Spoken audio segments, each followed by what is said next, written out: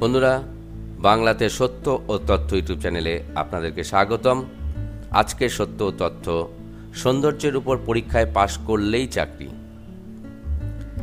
Alice promotions নামে একটি agency থেকে কর্মচারী নেয় ব্রিটেনের পাব ইয়ার্ডস। সেই এজেন্সি সিদ্ধান্ত নিয়েছে সুন্দরী মেয়ে না হলে তারা পাবেতে কাজ পাবে না। পরীক্ষায় 10 নম্বরের মধ্যে সেই মেয়েকে অন্তত 7 পেতে হবে, আর সেই পরীক্ষাটি হবে শুধু সৌন্দর্যের উপর।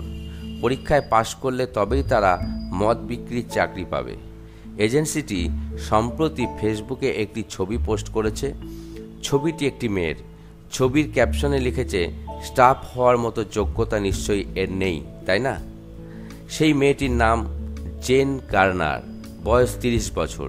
জেন জানিয়েছেন তিনি তার এই পার্ট টাইম চাকরি থেকে বরখাস্ত হয়েছেন কারণ তিনি মোটা।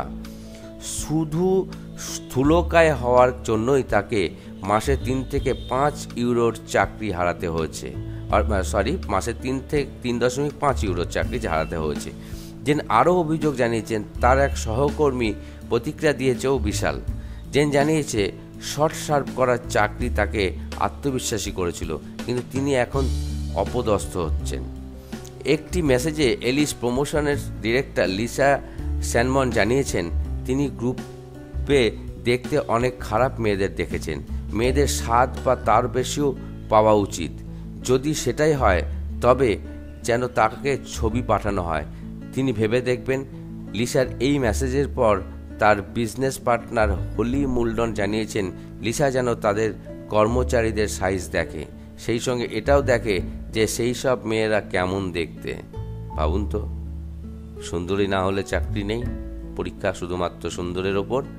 আর সুন্দরী হবার পরেও যদি একটু এদিক ওদিক হয়ে যায় তাহলেই আপনার চাকরি যাবে।